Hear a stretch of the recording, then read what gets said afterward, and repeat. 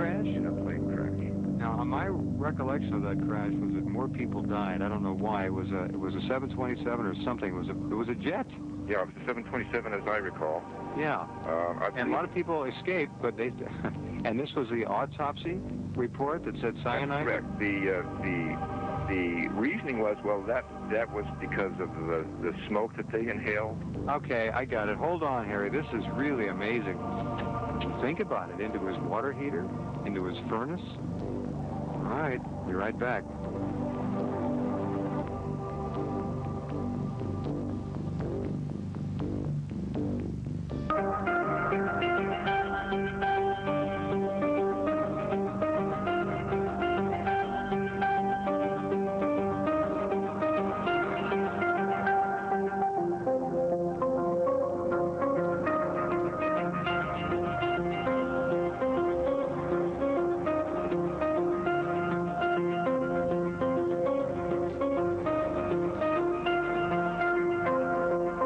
Welcome back. A most unusual program tonight. We're talking with Harry Sweeney, his book, The Professional Paranoid. And as you're gathering, he knows of which he speaks. And again, there is an undercurrent of paranoia in the country. Maybe you could ascribe other words to the condition. Paranoia may be too strong, maybe not.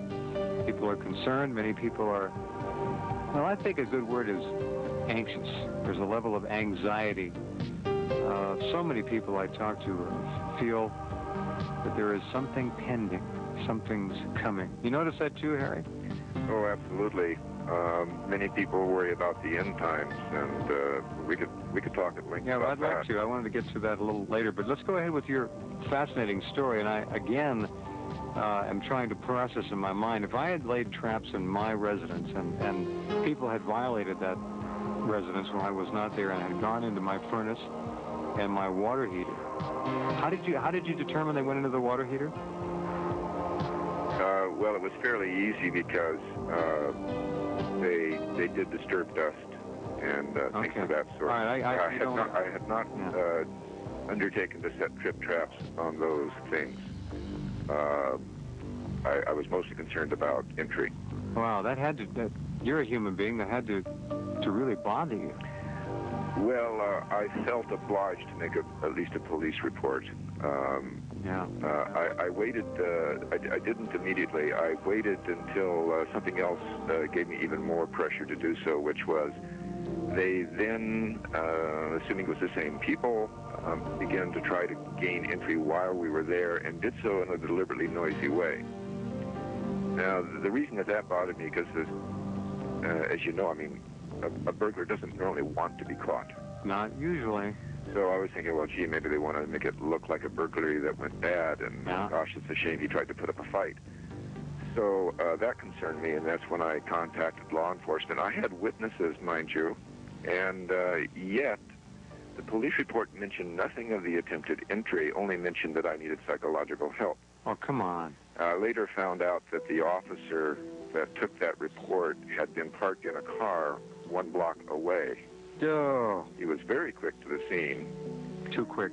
Too quick. And I later found a tie between him and a different law enforcement officer that was proven to have been involved in my matter. They popped the investigation right over to the guys who were on the inside of the whole thing. Right. So basically they invalidate me right from the start. Yeah. And had anything ever really come of it, any kind of a public way, they could have pointed to that and said, well, he's... All they got to do is hang that psycho label on somebody, and it follows you around. All right. So I start, when I describe who I am, I say I'm officially crazy. Yeah, that's fine. Certified. Yep. Police report. Back to the death of Mrs. Hunt again. This is a major airliner brought down. People died. The flight crew, as Harry said, and Mrs. Hunt, and cyanide. Yes, and I owe you an apology. It was 67 people. Okay. And approximately 15 of them had cyanide. The rest did not. Only the flight crew, Mrs. Hunt, and the reporter sitting next to her. There was a CIA agent who got on the plane knowing it was going to crash. He took the seat of a flight attendant in the rear, the safest seat in the aircraft. The craft was engineered to crash at a particular place, out of fuel, essentially. There was very little fuel left in the wings only, so when there was a fire, it was mostly the wings, not the fuselage. Sure. I'm very convinced that the methodology was something that I could literally lay out for somebody. I actually started to write a book on that, but got waylaid. This is 15 years ago. It is, yeah, and there's not a lot of research available on it. This is extraordinary. Now, imagine, if you will, I don't want to get too far afield with this, but imagine if you are, those of you listening, a CIA agent, and you are directed to get on a plane. Brave enough to do it.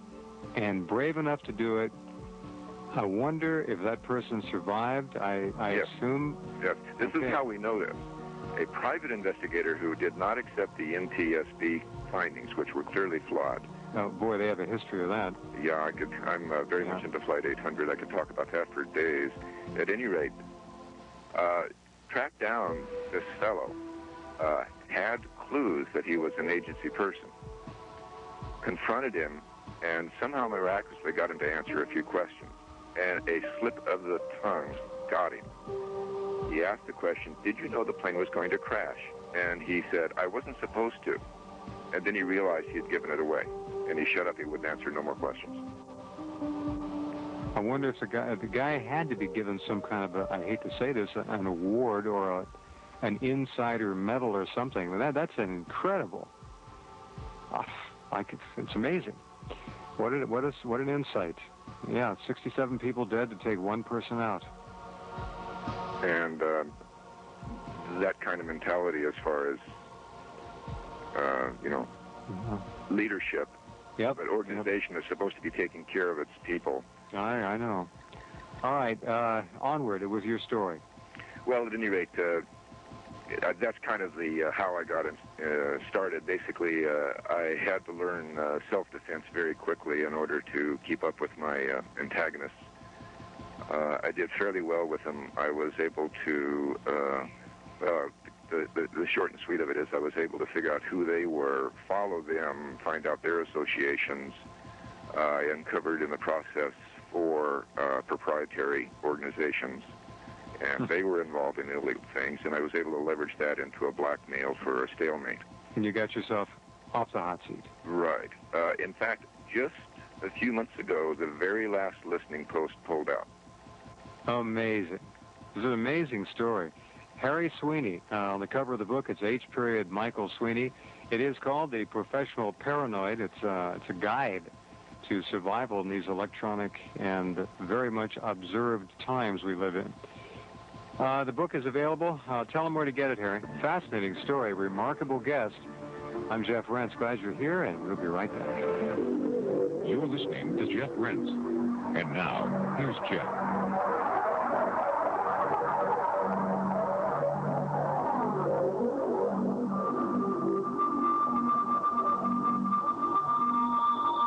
Okay, back with Harry Sweeney. Harry, how many years were you monitored and watched? And you said the last listening post was just withdrawn recently. How many years altogether? Well, what I'm going to answer is actually fairly typical once you get on a government watch list.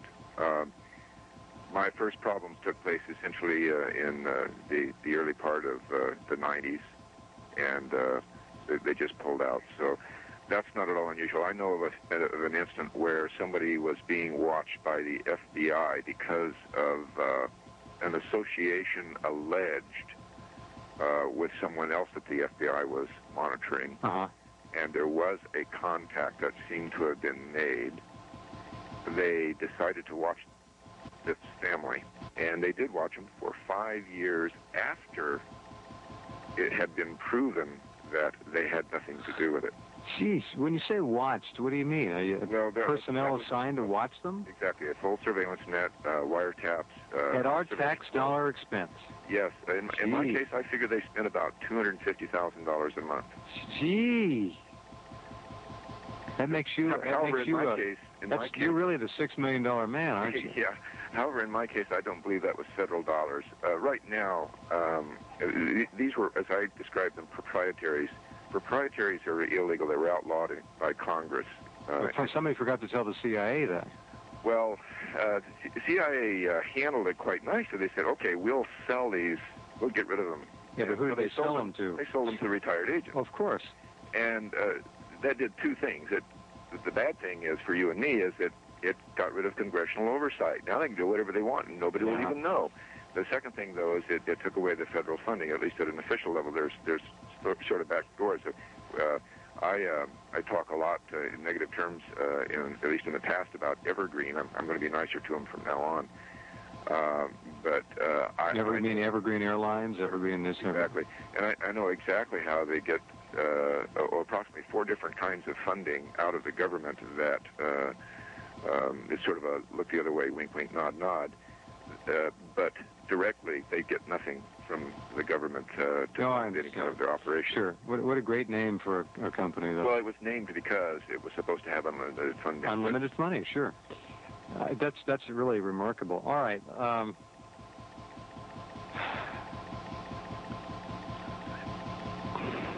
That's the way I feel about it. I'm trying. There's 10 different ways to go here. I'm trying to organize the rest of the interview.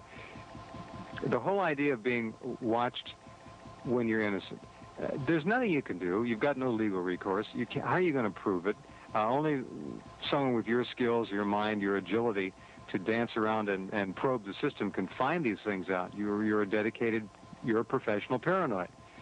That's a good title for a book, come to think of it. I don't know what we can do, all of us. I know that you got one document which puts you on the hot list. You didn't ask for that document. There, on the internet now, are a myriad of documents being sent around which have all the potential of the one document you described. There are lots of them out there that seem to have kernels, grains, portions of truth that may be intentionally being, as I said earlier, obfuscated for one reason or another.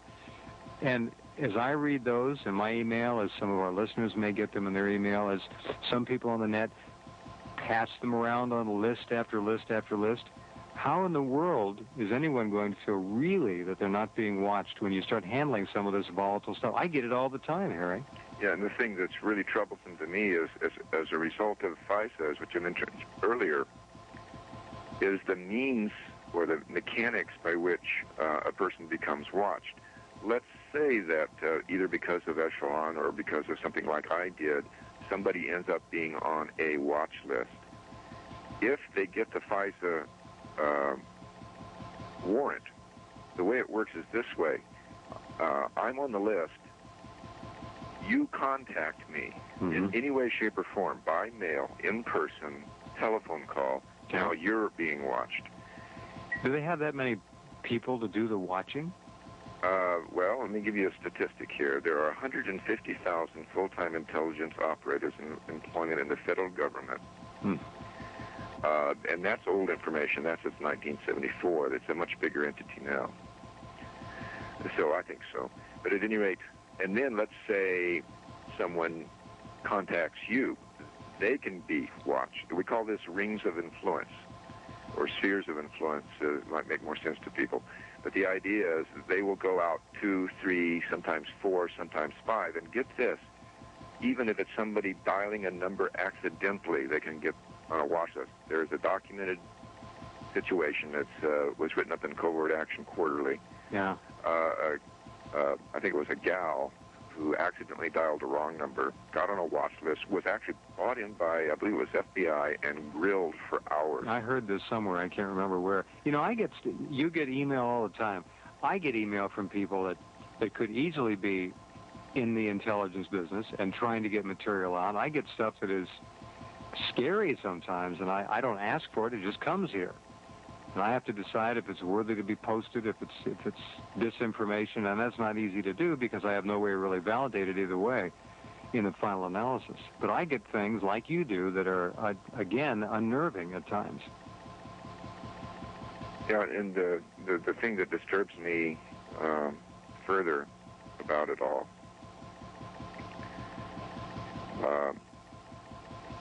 when this happens,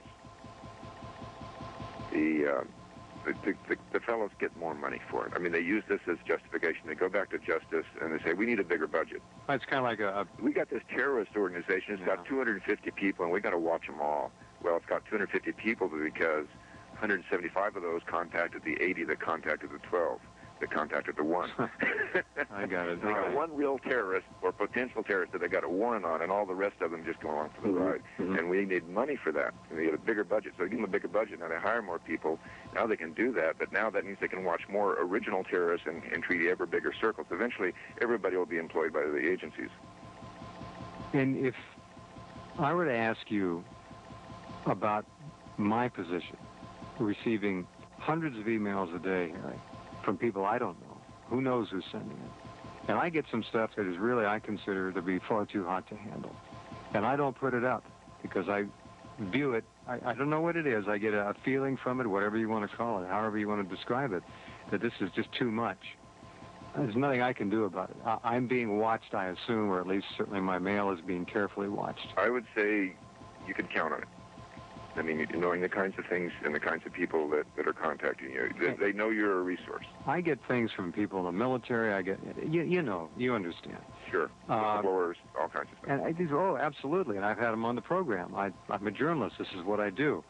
As far as being worried about it, I don't worry. I can't do anything about it. I just process the material as best and as honorably as I can. I wonder what happens sometimes to the people who send these things to me, though. Never know.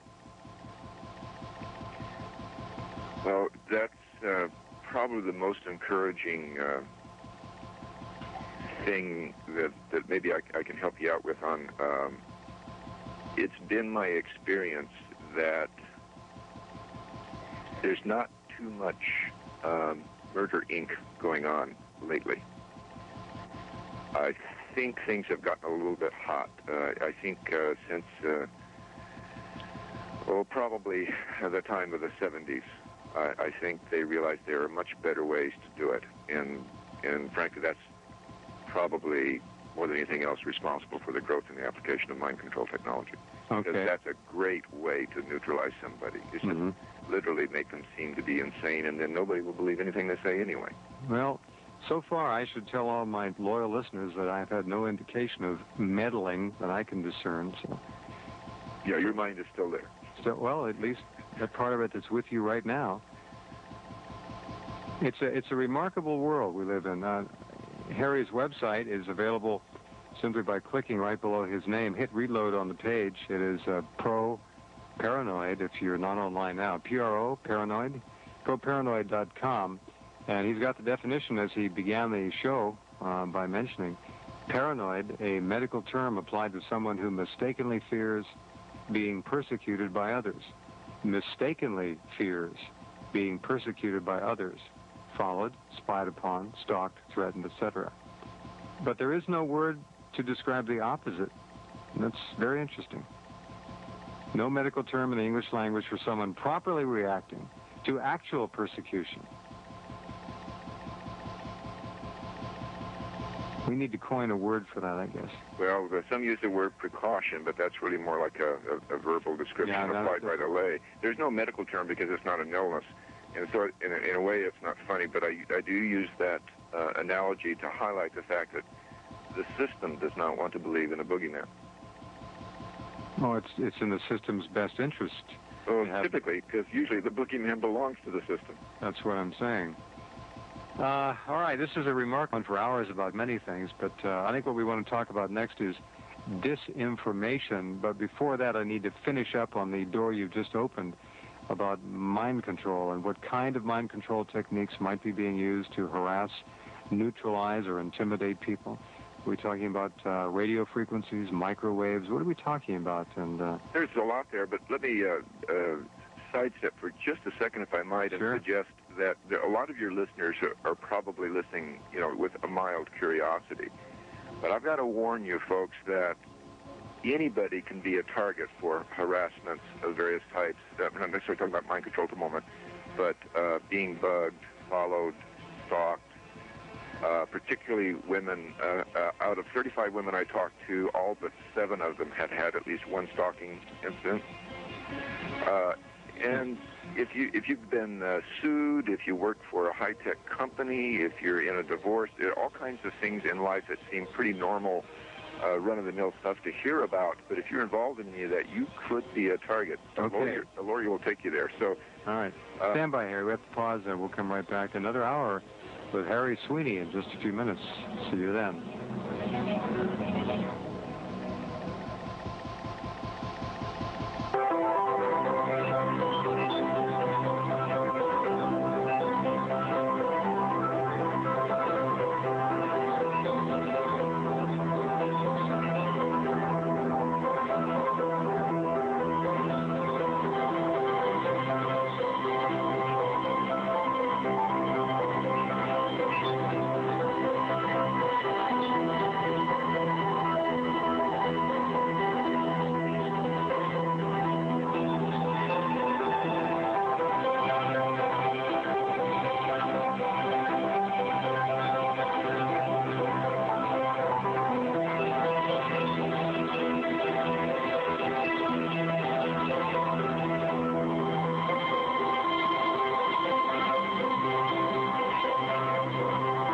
Okay, hour number 3. I'm Jeff Rentz. Glad you're here tonight. If you ever thought you've been watched, observed, stalked, had your email monitored, you may be 100% correct.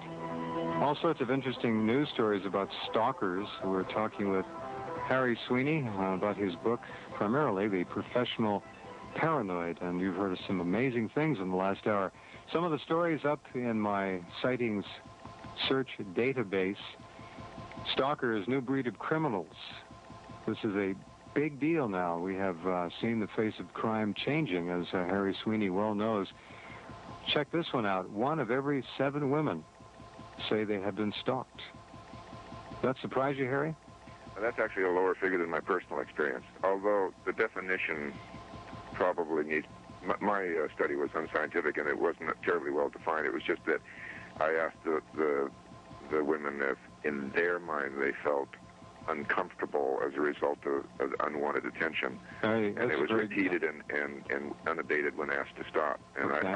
That was my definition. That includes staring, doesn't it? It certainly can. I mean, say if you're trapped in a confined space, a workspace or something, and somebody won't take their eyes off of you, especially if they're undressing you with their eyes or something of that sort. Yep, I agree. You know, I practice that as often as I can, but my wife stops me. Yeah. Stalkers harass nearly 1 million Britons each year. That's the acknowledged figure in the UK. 1 million a year admit to it, or at least acknowledge it. It's probably higher than that. I think this issue you just described very, very well of staring counts too. Unwanted attentions. And more. The average stalker is said to be, by one study, timid, unloved, rejected, and dysfunctional. But we're talking about stalkers in your line of work that are paid as well. A lot of different kinds. Talk about mind control, which the government, of course, over the years I've done many, many programs on this. The government has practiced and researched mind control since shortly after World War II. It's big business. Yeah, they brought in Nazi war criminals to continue their experiments, only instead of captive Jews that they claimed were enemies of the state and therefore kind of rationalized what they were doing away in the name of national defense of some sort. Instead of doing that, they gave them unwitting, unwilling American citizens to play with. As many as they wanted. I'm computing. I'm sure somebody like Alex Constantino, I think you've had on your show before, could give you a more accurate number, but I'm estimating probably 1/3 over the years. Sure. The issues, you asked earlier about the categories. The issues about mind control is that the technology is very broad, very flexible. And very advanced. Very advanced. In many cases, we are now encountering things that are so far-fetched that even I have trouble saying, yeah, that could work. I'm finding myself saying, I'll have to wait and see on that one. There really isn't much science fiction left. I mean, the technology is probably 15, 20 years ahead of what we know. Right. But the stuff that's easy to point out and say, look, this is happening, and the kind of thing that if I was there at the site, I'd be able to go find it. Mm-hmm. I break that down into 6 categories. And one of the categories affects every man, woman, and to a degree child in our nation, and that's disinformation, dumbing down, media control. That is a form of mind control. If you control the message that media puts out to a sufficient degree, you will affect the way people think. If you affect the way they think, you're going to affect the way they react. And if anybody doubts, or if anybody doubts the statement that media is not the fourth estate, come and see me. I've got it all. I mean, there's over 1,500 intelligence community agencies in media. 1,500? Over 1,500, just in one reference. That was the finding of one particular research document. There are a number of hard-hitting quotes and things. I believe I actually have those on my website somewhere that cite a couple of sources. One of them is Covert Action Quarterly. I love that publication. Oh, that's terrific. And at any rate, there's no question about it. The Central Intelligence Agency is doing the very same thing in the United States that they would do in any other country in attempting to overthrow the government, as far as media control is concerned. So that's one category. And a perfect example of that is Flight 800. And we'll come back to that maybe on another talk, if you touch on that ever. Sure. I've done many programs on that. But at any rate, that's the first category, then probably the least intrusive or obvious. The next is you hear people talking about hearing voices or sounds in their head. There is technology that is basically direct voice to skull. It does not involve the ears at all, but it induces a sound in the auditory nerves. An audible, detectable sound, a voice, whatever. It's I've run the patents on my website. Yes, I have several patents that I've been collecting, and my website, I must apologize to everyone, is very weak with respect to the mind control. It's under construction, and I'm collecting materials to try to do something a little different than other people have done, and I'm very unhappy that I don't have, in essence, I don't have anything useful on mind control. I've got more stuff in my book than I do on my website about mind control.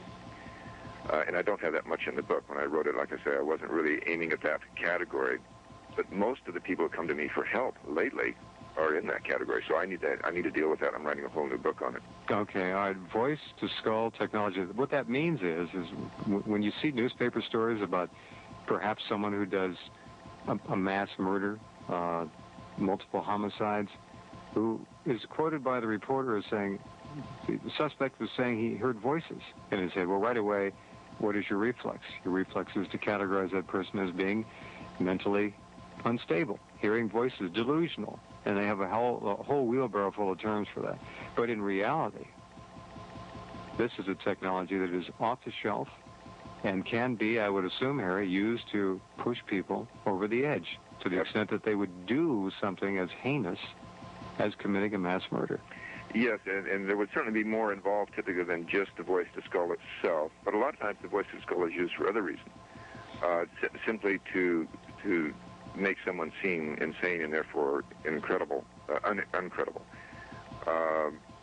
There's lots of these 6 categories, as I define them, can be applied in a broad number of ways and combinations of ways to achieve a broad number of end goals. And so there's no one illustration that says, this is the typical. It's just really all over the map.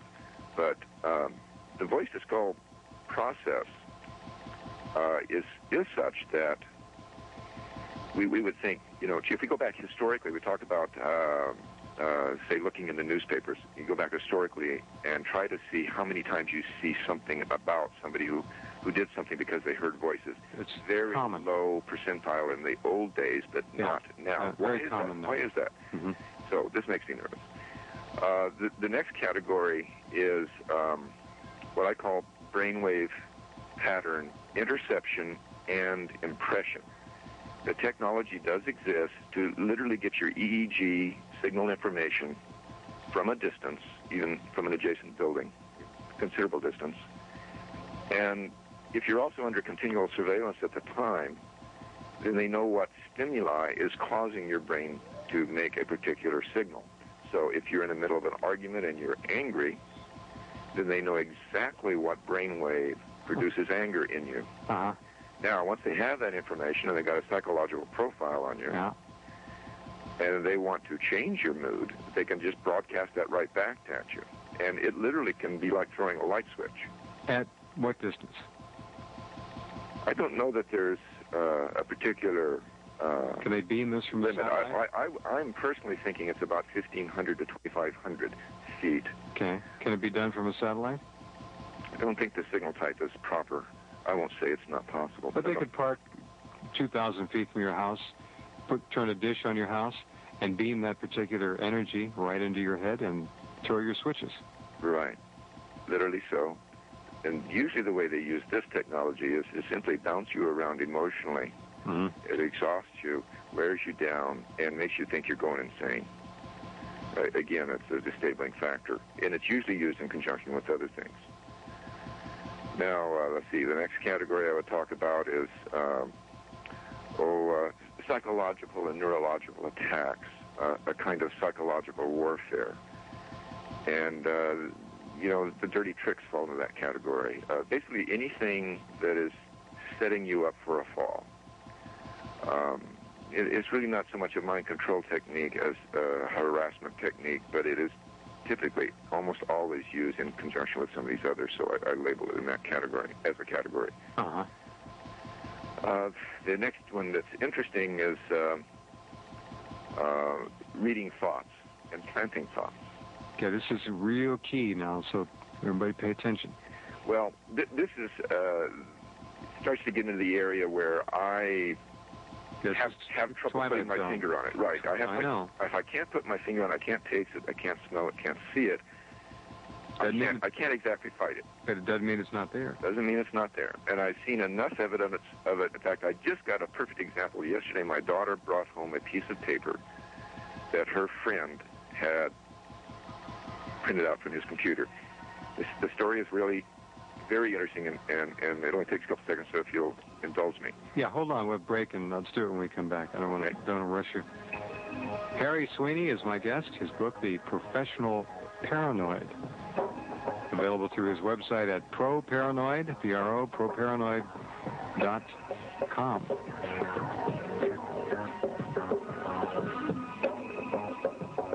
Jeff.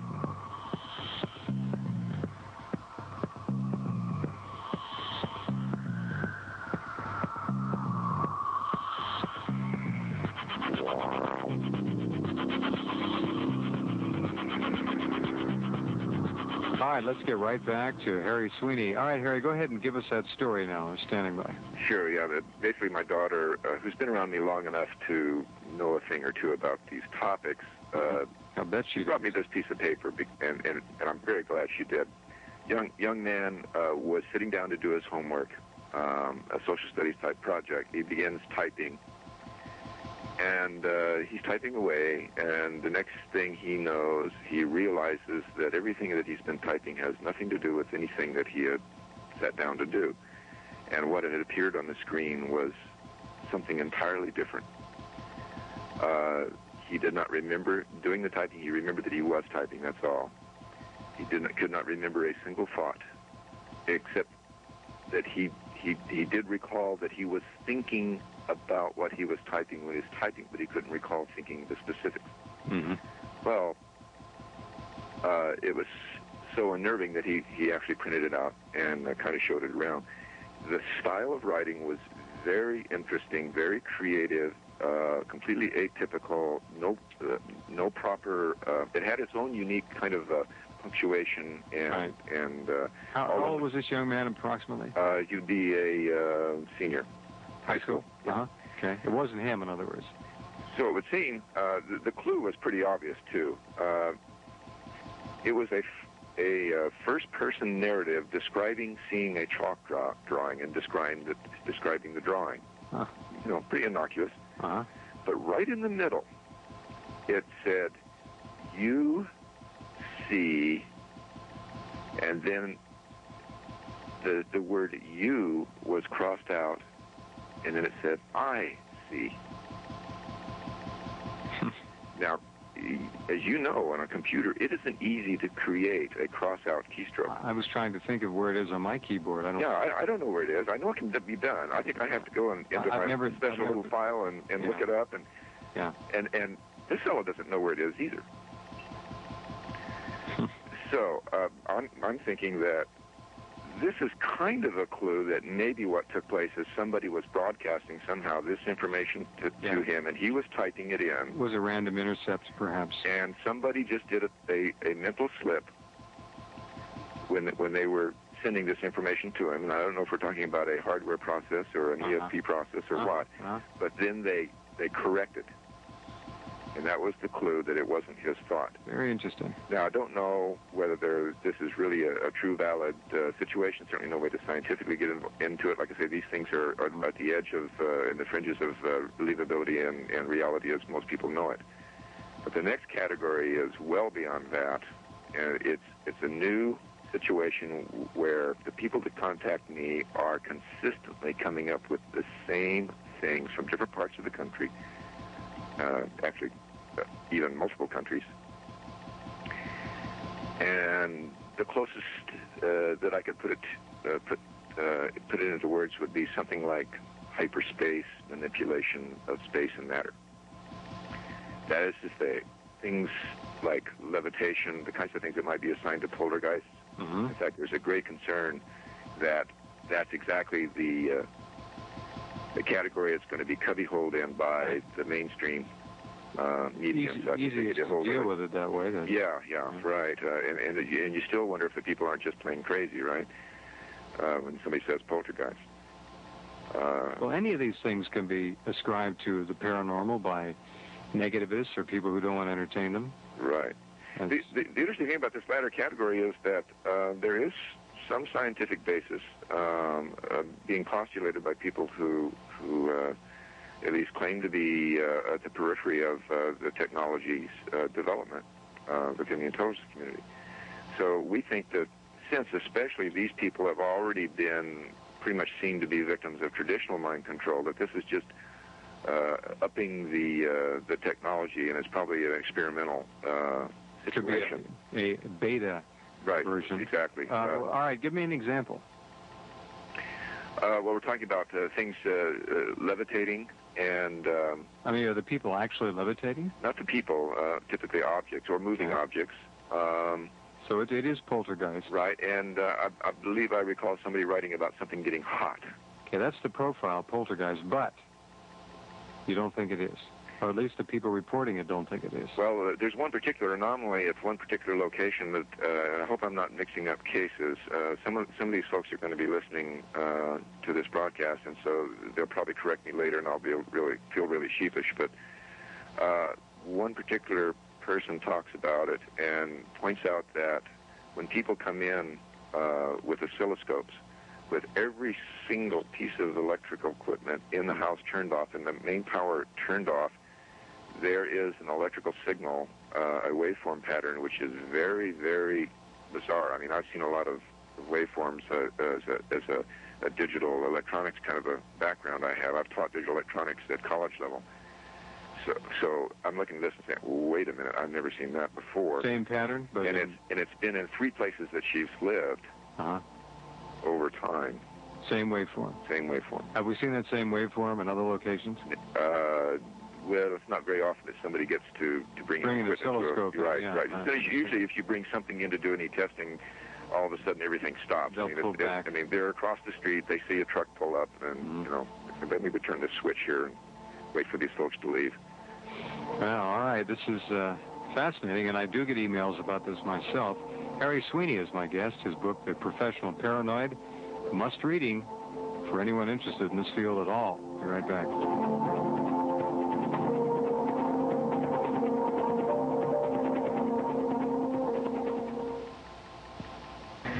Could be after you.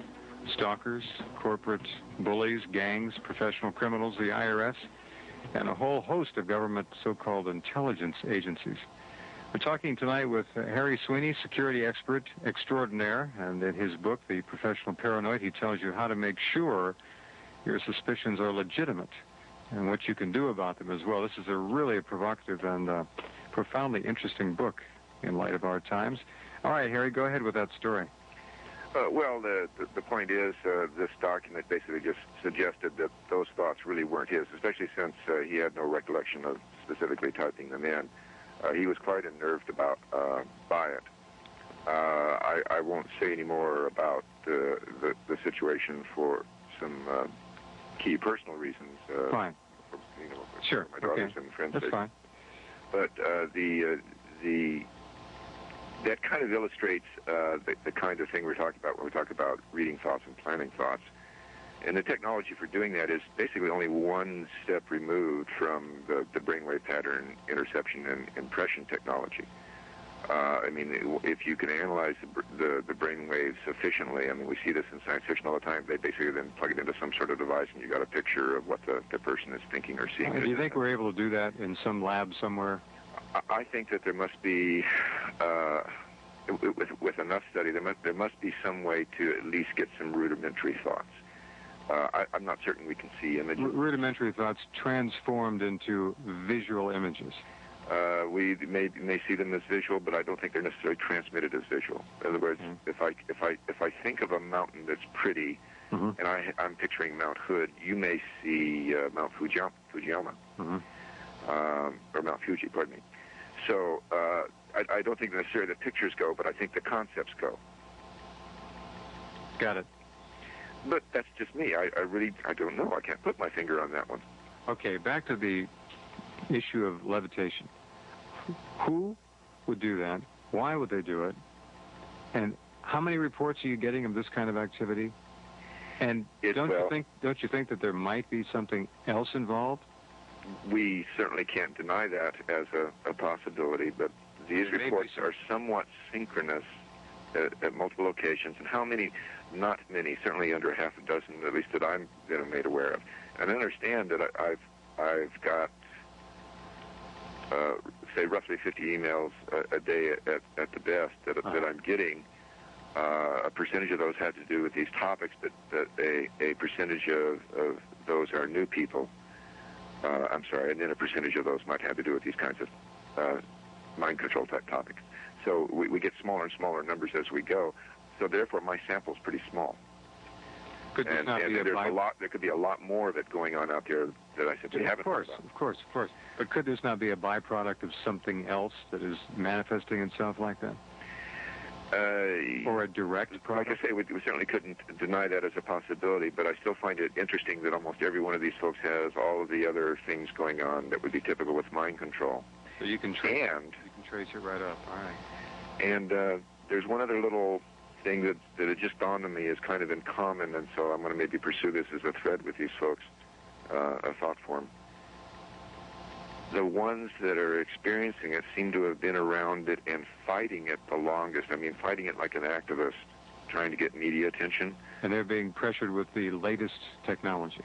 Right, perhaps. And I think perhaps probably to make them look even more loony. And some are actually being, I guess, made to feel physical symptoms of pain, discomfort. Not only that, but they're kept awake at night. I've heard that, too. Yes, actually, I thank you for doing that, because I was hoping we'd find a way to segue into victims themselves. And you've got to understand, and I'm talking to your listeners, you've got to understand that these people are going through a hell that probably only Hades could top. It's as lonely as it gets. Yes, they have physical pains, emotional pains, all manner of tortures and torments, and it's never ending. They can't do anything about it. Well, I mean, there's little tiny things they can do, but it's very minuscule. I felt stupid. I sent out an email today telling them that, hey, it'll help just a little bit, but do it. You need everything you can get, and that is use the full spectrum light bulbs in your house. You know, perfect white daylight. Sure. And that'll make you feel just a little bit better. And if you're feeling a little bit better, then you can fight it a little bit better, and you can think a little clearer, and so forth. You know, it's just we need every little scrap of help we can get. Are these, excuse me, Harry, are these people potentially test guinea pigs that are being driven and driven to see how far each one will make it? That question to me implies actually two separate questions. The first is, well, why is the technology used? And then the second is there an effort to get people to go to the maximum? And yes to both. One of them doesn't really qualify or work with a yes answer. It's a multiple part answer. Why? What kinds of people are being targeted? I kind of break that into four categories from my perspective. And again, I would probably defer to people like Alex Constantine and others who have really spent all of their energy in this sector of the game. But I would break it down into what I call the moneyed, people who have wealth, talking about Howard Hughes, DuPont, and Hearst. Mind control has been applied against them to gain control and power of money and corporate entities. I would categorize it as the disposables. People who are in this category typically are probably experimental fodder. They're throwaways. Nobody will care. Right. These are always underclassed, underprivileged, on the edge of survival as it is in the first place. They've already got enough stress in their life. Sure, maxed out almost to the... But they're certainly not going to have any resources with which to fight back. Mm-hmm. They can't hire a detective. They can't hire a lawyer. About as cruel as it gets, isn't it? Right. They can't even afford decent medical care. Mm-hmm. And, of course, that leads back to the other side of what I would hope we would talk about is not just the victims, but the perpetrators. But another category is one that's so distasteful, I'll hold it to last. But the next one is the political category. You're talking about political pressures. I've got a gal, I will mention her name, basically have her permission. Her name is Catherine Austin Fitz. Oh, yes, I know exactly who she is. And she has been targeted for having basically discovered that people have finagled $59 billion dollars out of HUD. Well, she was a key officer in HUD. She's the assistant secretary of the Bush administration. And knew firsthand what was going on and blew the whistle and is paying an inordinate price for doing so. Be right back with Harry Sweeney, whom I can assure you is considered to be a lifesaver for many people who are fighting these things. How does he know which are really fighting them and which may be emotionally struggling with other things that manifest themselves like that? That's a tough call. Be right back in just a couple minutes.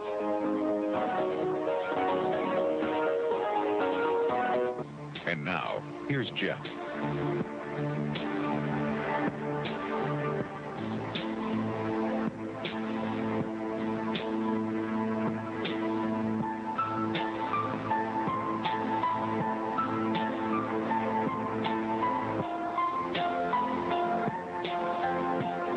We're back. Harry Sweeney's website is attached to the information just below his name at the top of my homepage at rense.com, R-E-N-S-E. And if you want to contact Harry, you can contact him through the website. The email is up there, Harry? It is. It's okay. HMS at Imagina, I-A-I-M-A. Use the, if you will, use the proparanoid.com. Oh, okay. HMS at... Oh, I'm looking at the wrong page anyhow. Pro-Paranoid, of course. HMS at proparanoid.com. That's the website. Now, how do you know? How do you do this when people write to you? How can you? You must be pretty good at it by now, being able to read genuine emotional instability and a genuine appeal from someone who is under attack. Well, as I said, I try not to make assumptions in the first part. Try to deal with the issues as presented, I understand. And interestingly enough, most of them are already under some sort of professional care. Usually they've been guided into it, and that's usually one of the clues that I find out is suggestive of a problem. The perps want them in professional care. Yes, because it's their professional. Of course. But generally speaking, we play 20 questions, and in the discourse of those answers, I can usually see the clues that will give me an opportunity to ask other questions. And I usually ask them in a very deliberate way, such that I get a better picture than just the simple thing they think they're answering. And in a way, it's a little trickery on my part, but it's very useful to all concerned.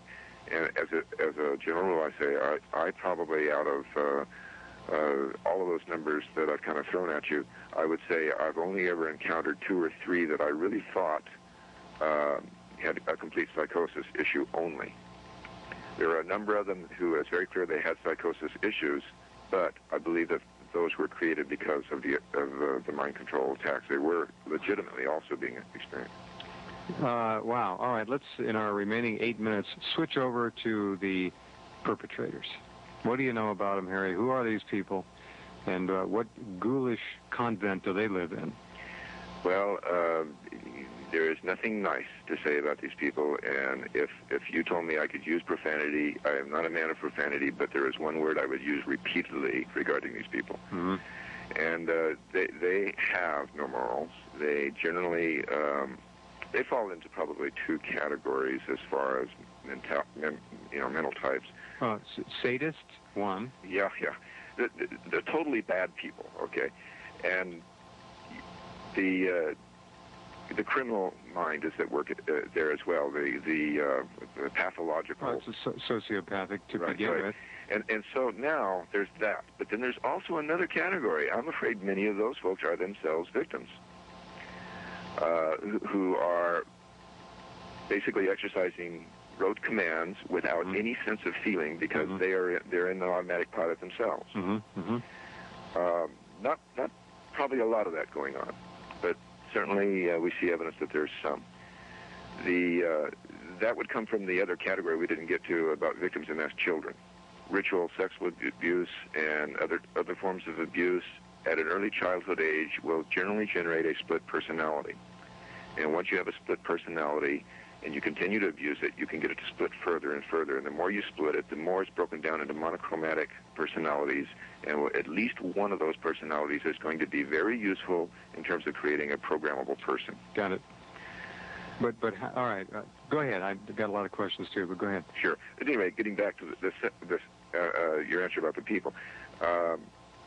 Once I've got the general information about their picture, then I'll go ahead and proceed. I try not to cross swords with medical types.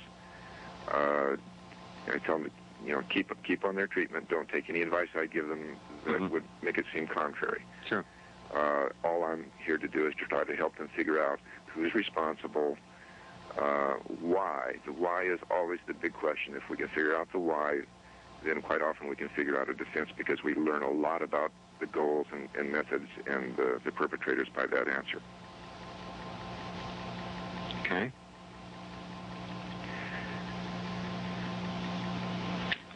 So who's paying for all this? Well, that is maybe the other aspect of the question you asked, which is the types of people that are doing it. I used to think that it's only, quote-unquote, CIA, because it's their technology. It all started with them as far as the United States is concerned.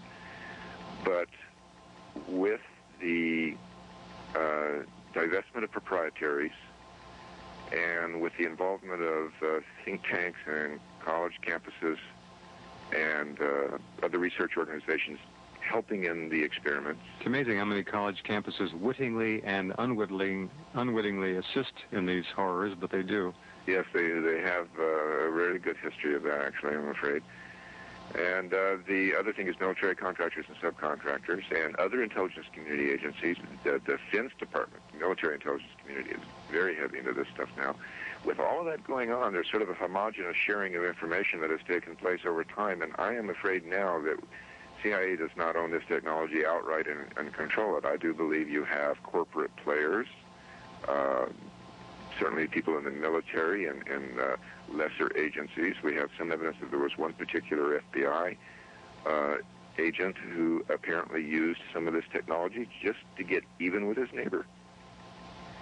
So you now have a situation where with the older technology, especially where the patents have been available for years on the, in a public way, anybody with a little bit of a brain can take a patent, and if they have a little bit of knowledge about, say, electronics, it could probably build a device that would achieve a certain end and use it.